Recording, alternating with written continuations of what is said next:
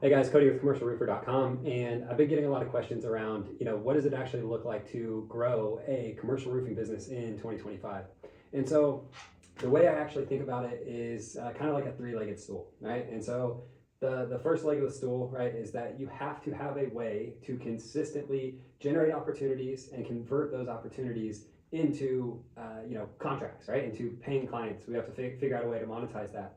And there's just so many people, residential roofers that are dabbling in commercial, and there's so many commercial roofing companies that are struggling right now because they don't have a consistent way to generate opportunities, right? They've potentially been in the game for quite some time, or they're doing a bunch of volume on the residential side, and they just have these commercial opportunities that are trickling in. But it's like, when you don't have a method to consistently bring new opportunities in the door, that's when you start to get into that feast and famine cycle. And so when you solve that problem, right, when you solve the issue of generating the opportunities and kind of having a diagnostic sales process to, number one, figure out like what is the opportunity at hand, not only with the decision maker, but also with the building itself. It's like you have to be diagnosing those things to figure out, like, is there an opportunity here to, for an insurance claim, if you work in a part of the country that is prevalent to insurance claims, right? Is there, if the answer is no, then it's like, cool.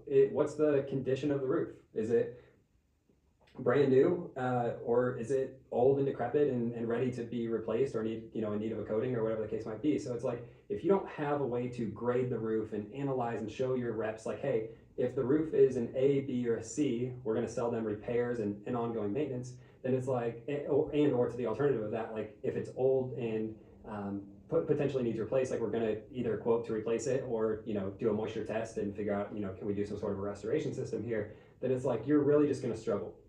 And so a lot of people on this last thing I'll say, kind of on this first leg of needing to generate opportunities and be able to convert it, is like, most people think they have a lead problem, right? They think that they don't have enough opportunities, they don't have enough leads coming through the door, when in reality it could just be disguised as potentially, they have a conversion problem, not a lead problem, right? They have a sales issue problem where their guys are only going and looking at the issue at hand. So like, maybe they get a leak call and the guys are just going to look at that leak and maybe giving a quote for that, rather than, going and looking at the entire building. And a lot of times we'll talk about situations like that. And I usually compare it to something in the automotive world. Like, if you were taking your truck to, let's just say, to get an oil change or something, right? And while they were doing your oil change, they were going to rotate the tires. Well, you'd be pretty pissed off if you left, the auto shop where you just got an oil change, they just had your wheels off and rotated your tires, and on your way home you hit a block wall because your brakes went out, right? You'd be like, what the hell happened? Like, you just had my wheels off, you were looking at everything, but you didn't notice that my brake pads were bad. And so people or roofers don't realize that it's the exact same thing when it comes to a building, right? Like, if somebody calls you out to take a look at a leak, right here above me, then it's like, even if you fix that leak and you solve that problem, but a week later it leaks, 10 feet that way, it doesn't, they don't have the knowledge or the wherewithal to understand that, like, it wasn't your fault. They just know that, like, I had ABC roofing up on my roof last week and now I've got another roof leak, right? So you don't want that correspondence with the issues that may have nothing to do with you. And the only way to mitigate that is to do full inspections and comprehensive audits of the entire roof building. And so that's where a lot of roofing companies are kind of missing the boat, right?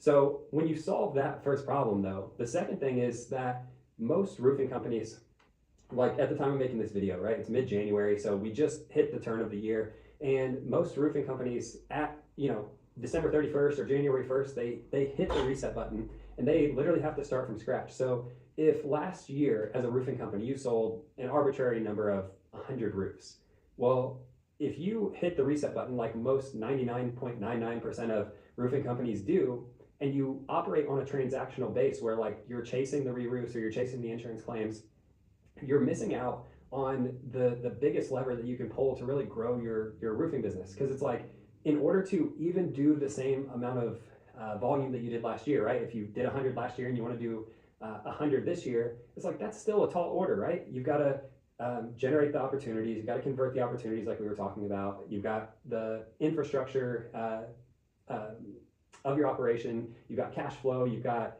the people, which is the biggest variable of everything. And it's like, yeah, man, that could wear a guy down alone. But then to even think about growing your business, or even, there's some guys that come into our program and they're like, yeah, we want to double our business this year, or we want to go from 1 million to 5 million.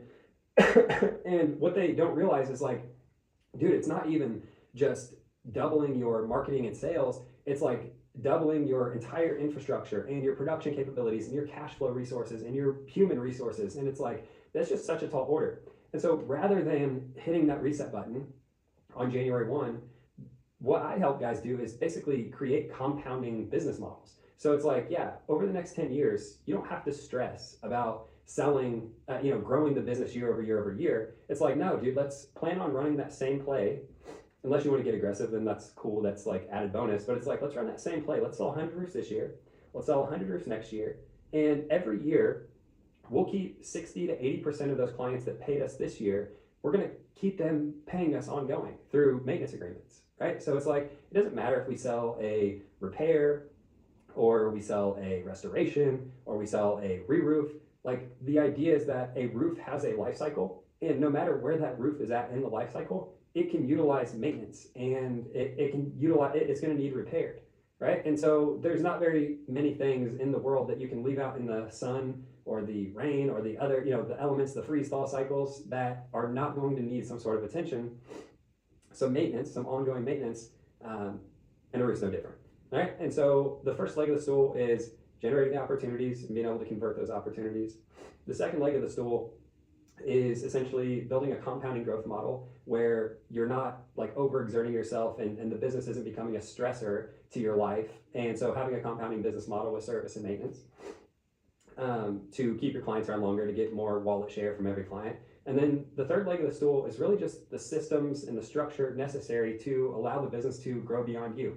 And so the way I think about like systems and structure is like, dude, there's so many different strategies, right? You hear guys talking about books like the E-Myth or Traction and Rocket Fuel. And I've looked at all of those trainings. I've actually been through the EOS implementer training to roll out operating systems in the EOS method.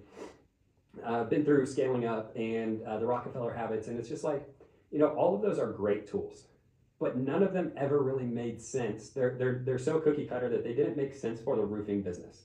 And so what I did is I went through and I picked out what tools make the most sense, right? To allow us to show our teams what they should be doing, how we want them done, and then who does what, right? And so when you can build those things, and then you can have a way to measure how good you're doing those things, or how good the people on your team are doing those things, and allow to measure and manage all of those processes to be able to grow, right? So you can manage those to grow, each of those processes. Then that's great, right? Because it's like those tools alone will allow you to systemize. But if you want to optimize and you want to not just create these tools and then let them disappear into the ether or into the big black hole that is known as like our Google Drive or your Dropbox file, then it's like the fifth element, and probably like the most important piece, is getting on a rhythm and building a structure into your daily, weekly, monthly, and quarterly cadence to where you're utilizing all of those tools that I just kind of talked about, right? Having visual representations to show what you do, having the playbooks to show how you do it, right? Not playbooks for everything that happens in the business, but the most critical parts. The map that shows who does what on those charts. And then, like I said, the scorecards that allow you to measure everything. It's like if you can structure your meetings all the way through, like I said, weekly, monthly, quarterly, annually, to revolve around those tools and to review those tools and to utilize those in your meetings, it's like that's how you scale, right? And so if any of that sounded interesting, or if you're trying to grow your commercial roofing business, then I've got a free Facebook group. You guys can find the link below and come in there. We talk about this stuff 7 days a week pretty much.